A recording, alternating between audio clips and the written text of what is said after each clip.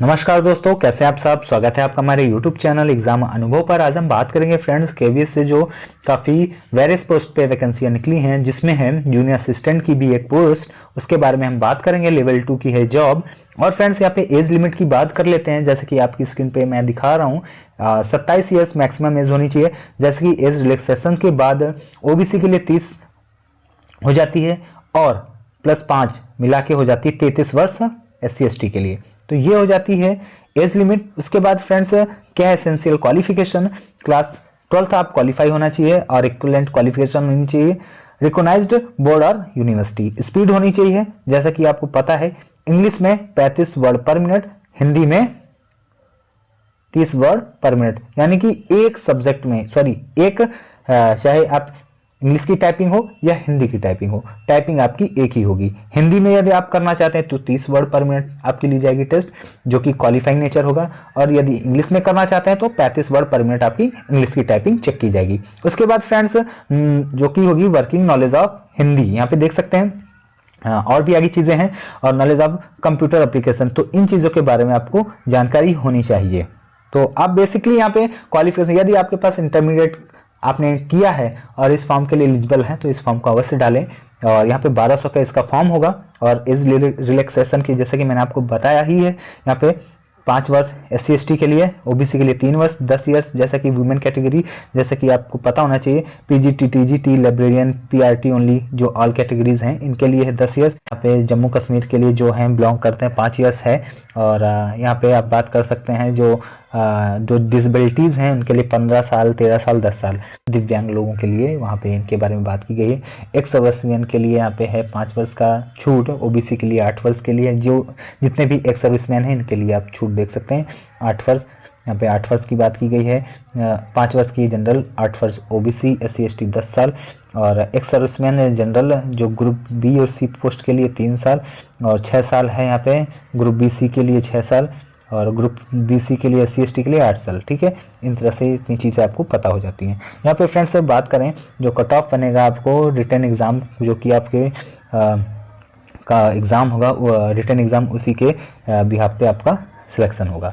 और फ्रेंड जो कि मोड ऑफ सिलेक्शन मैंने आपको बताया ही है, कैसा क्या होगा। सेंटर मैंने आपको बता दिए हैं, फ़ी भी मैंने बता दी, 1200 का फॉर्म होगा। और कितने क्या पोस्ट हैं ये मैं आपको बता देता हूँ। ठीक है फ्रेंड्स, जैसे आपको पता होना चाहिए, यहाँ पे देख सकते हैं स्टेनोग्राफर, जूनियर असिस्टेंट और सीनियर असिस्टेंट, तीनों पोस्टों के बारे में बता देता हूँ। बेसिकली मैं बात कर रहा हूँ जूनियर असिस्टेंट के। यहाँ पे टोटल पोस्ट होंगे, जैसे कि आपको पता है 702 पोस्ट होंगे। 702 पदों पे ये वैकेंसी निकाली गई है, जिसमें अनरिजर्व कैटेगरी के 286 पद हैं। OBC के लिए जो नॉन क्रीमिलियर हैं वहाँ पे 189 पद हैं। SC/ST के लिए 105 और 52 हैं। EWS के लिए 70 पद, टोटल हो गए 702। और यदि एक सर्विसमैन हैं तो 70 पद पे उनका भी कोटा है। यहाँ पे देख सकते हैं 70 पद उनके लिए भी रिजर्व हैं। और फ्रेंड्स क्या है प्रोसेस मैंने आपको बताया। तो फ्रेंड्स मैं आपको स्कीम भी बता देता हूँ। स्कीम में आप देख सकते हैं friends, junior assistant scheme of examination for direct recruitment of junior secretariat assistant, basically junior assistant आप याद रखें। और यहाँ पे जो रिटर्न एग्जाम होगा, रिटर्न टेस्ट होगा 120 मार्क्स का होगा। ऑब्जेक्टिव टाइप होगा, मल्टीपल चॉइस क्वेश्चंस होंगे, एक क्वेश्चन 1 मार्क्स का होगा। ठीक है, ड्यूरेशन होगा 120 मिनट, यानी कि एक क्वेश्चन के लिए आपको 1 मिनट दिया जा रहा है। यानी टाइम की कोई समस्या नहीं है, टाइम आपको पर्याप्त दिया जाएगा फ्रेंड्स। और यहाँ पे क्या है डिटेल से सिलेबस, उसके बारे में बात कर लेते हैं। जैसे कि पार्ट 1 में, ठीक है, पार्ट 1 पार्ट 2, और यहाँ पे कितने पार्ट में एग्जाम होगा आपको पता होना चाहिए। जैसा कि पार्ट 2 हैं। ठीक है, पहले पार्ट में कौन कौन से क्वेश्चन आएंगे। पार्ट पहला होगा जिसमें आपके 40 क्वेश्चन होंगे, 20 क्वेश्चन यहाँ पे देख सकते हैं। 20 क्वेश्चन में आपके इंग्लिश होंगे, 20 क्वेश्चन हिंदी के होंगे।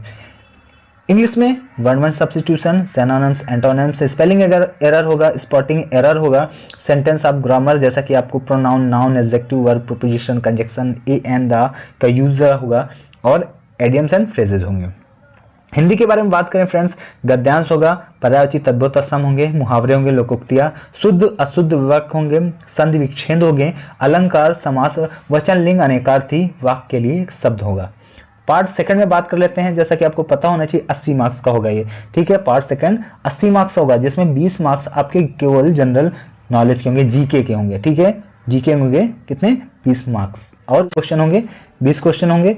और रीजनिंग के कितने होंगे 20 क्वेश्चन हो गए, 40 क्वेश्चन हो गए। उसके बाद कंप्यूटर के कितने हो गए आपके 20 क्वेश्चन होंगे। और उसके बाद मैथ के कितने, क्योंकि क्वांटिटेटिव एप्टीट्यूड जिसमें आपके क्वेश्चन होंगे टाइम एंड वर्क, यहाँ पे देख सकते हैं number system, time and work हो गया, एवरेज हो गया, percentage, profit loss ratio, proportion, simple, compound interest, time and work और डिस्टेंस, टाइम एंड डिस्टेंस से भी क्वेश्चन होंगे। पढ़ने वाले हैं तो इस फॉर्म को थोड़ा सा और मेहनत करके इस फॉर्म को डालकर और एक जॉब पक्की कर सकते हैं, ठीक है। उसके बाद यहाँ पे 120 मार्क्स का ये एग्ज़ाम होगा।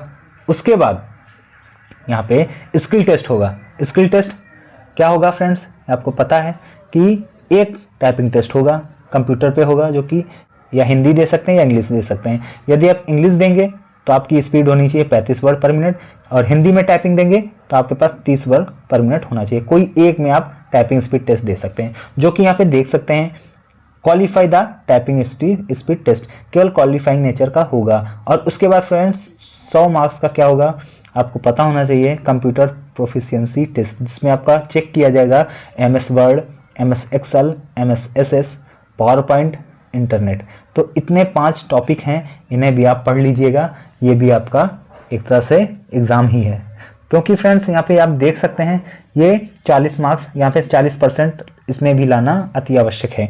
ये तो क्वालिफाइंग नेचर का हो गया, मगर यहाँ पे आप देख सकते हैं skill test is qualifying in nature and candidate have to obtain minimum 40% marks in computer proficiency test and also qualify in the typing test as per prescribed norms। तो फ्रेंड्स यहाँ पे आपको 40% यानी कि 40 नंबर लाने ही हैं कम से कम, तब आपका मेरिट लिस्ट में चयन होगा। और उसके बाद 120 में जितना हाई नंबर ला सकते हैं और यहाँ पे 40 मार्क्स लाने होंगे मिनिमम, उसके बाद इसको क्वालिफाई करना होगा, तब आपके लिए एक जॉब पक्की होगी, ठीक है। तो ये पूरी डिटेल मैंने आपको दी। और भी जानकारी के लिए हमारे चैनल से आज ही जुड़ जाएं। चैनल को आपने अभी नहीं सब्सक्राइब किया तो सब्सक्राइब कर लें।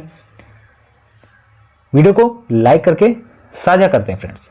एक हिट बनता है जो कि लाइक का मैं मांग रहा हूं, वो अपने लिए मांग रहा हूं, ठीक है, जिससे मुझे मोटिवेशन मिलता है। और टेलीग्राम चैनल को आपने अभी नहीं सब्सक्राइब किया तो उसे सब्सक्राइब कर लें। Thanks for watching. जय हिंद।